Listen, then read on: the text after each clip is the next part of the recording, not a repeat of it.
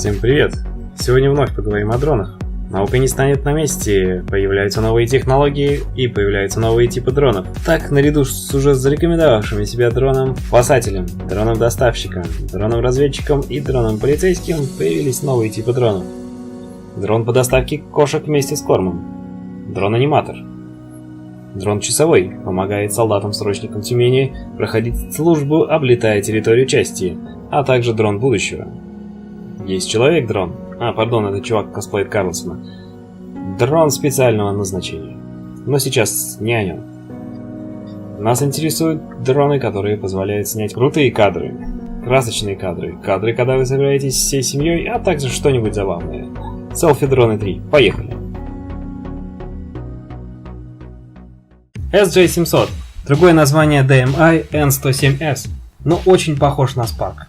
Понятно, что разработчики пытались сделать копию Spark. Кстати говоря, и сам пульт похож на пульт Spark. Но ничего сверхъестественного за такую цену, конечно, ждать не приходится. Стоит он чуть меньше 50 баксов.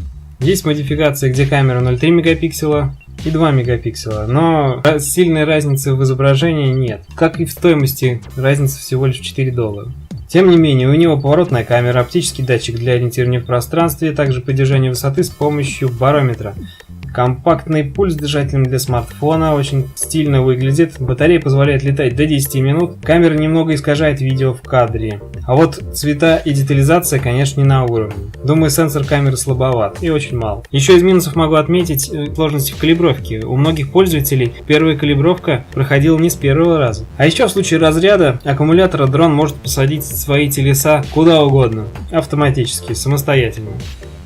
JJRC H61 Sport-Lite и H62 Splendor. Это два брата-близнеца. По характеристикам очень похожи. Два различия, которые можно выделить, это у H61 более узкий угол обзора камеры, а у H62 есть функция слежения за целью. Остальные параметры одинаковые. Одинаковые двигатели, к сожалению, коллекторные, одинаковые размеры, убираются в карман, в сложном виде немногим больше смартфона. Время полета небольшое, 8 минут. Ярко выраженный эффект рыбьего глаза на видео. Маленькая дистанция управления, до 30 метров. Стоимость достаточно дорогая для таких карапулек, надо ждать распродажи. Периодически они случаются, я их выкладываю себя в группе, в Твиттере или в ВКонтакте. Имеется датчик для поддержания высоты, слежения за целью, камеру можно повернуть на небольшой угол, позволяет снимать таймлапсы, снимки с интервалом 3 секунды. Есть небольшой пример видео с дрона H62.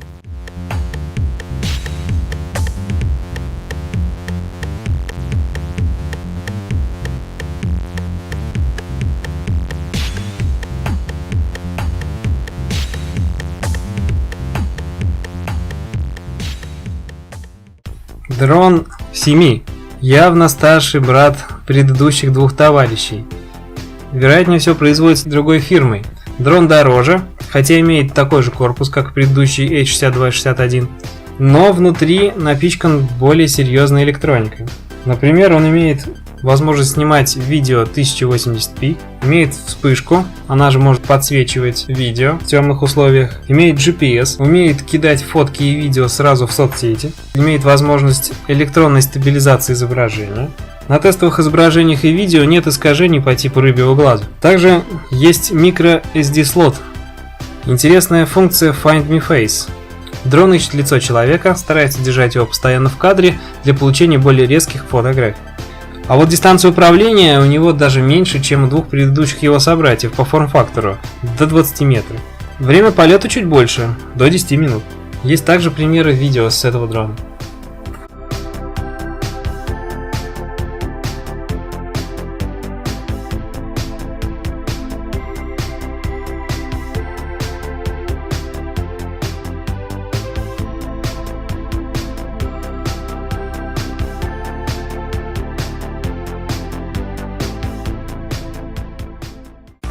Rise тело. Плюс Intel, плюс DJI. Продукт получился очень интересным. Многие, рассказывая о нем, почему-то называют DJI телом. Хотя этот продукт совместный, и от DJI в нем только полетный контроллер. Intel же предоставил для продукта 14-ядерный процессор. Такой оказался необходим для обработки полученных камерой дрона изображений и видео. Камера, кстати, 5-мегапиксельная, что для этой ценовой категории кажется очень даже неплохо. Потому обязанности селфи-дрона он исполняет хорошо. И в этом ему помогает несколько полетных режимов, из которых можно выделить облет вокруг объекта на 360 градусов и медленное удаление от объекта съемки для получения эффектного видео.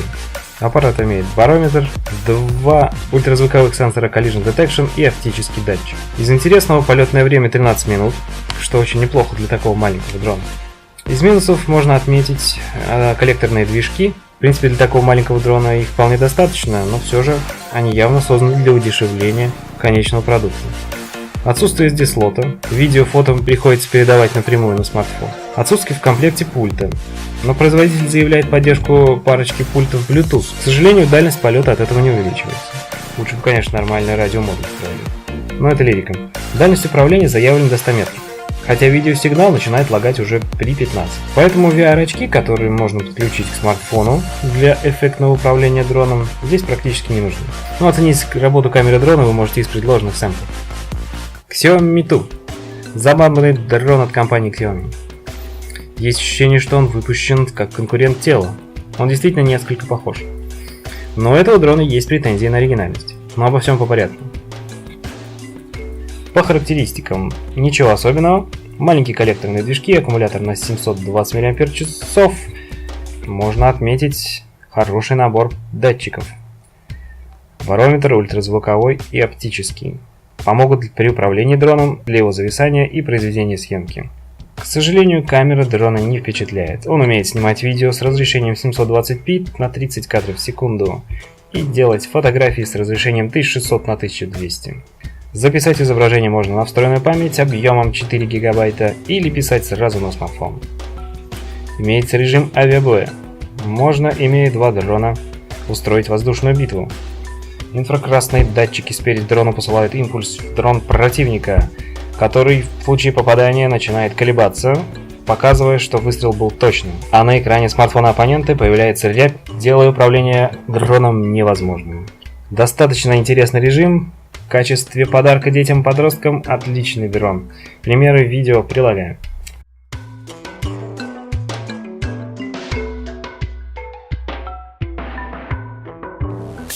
Перейдем к более дорогому сегменту. Sunlytech Alpha Cam. Очень интересный дрон. Первое, что бросилось мне в глаза, это наличие в комплекте 2 аккумуляторов.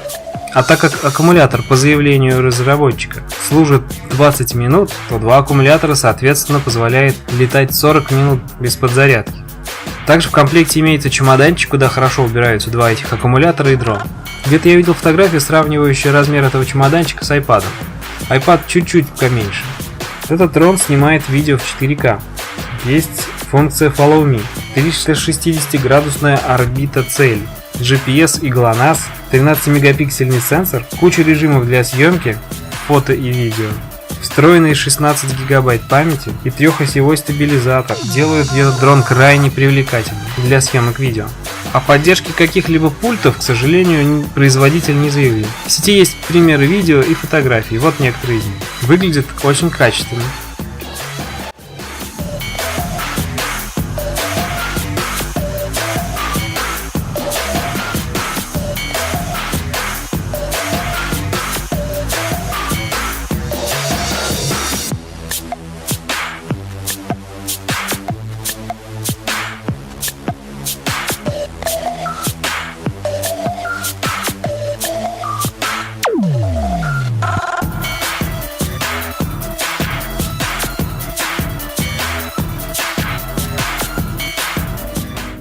Ну и чтобы, так сказать, красиво закончить видео, все-таки маленький кусочек посвящу DJI Spark. Конечно, этот дрон, наверное, знают все, ну или почти все. Долго перечислять его характеристики, которые и так заоблачные, я не буду. Можно лишь вспомнить отличное качество изображения, получаемое 12-мегапиксельным сенсором камеры, 2-осевой оптический стабилизатор, полетный контроллер от DJI, и этим, собственно, все сказано. Гигантское количество датчиков, возможность сопротивляться ветру, куча режимов съемки, 16 минут полетного времени, GPS и GLONASS, FPV режим. Единственный минус — это не Mavic. Я думаю, бесполезно о нем что-то рассказывать, просто немножечко посмотрим видео с этого дрона.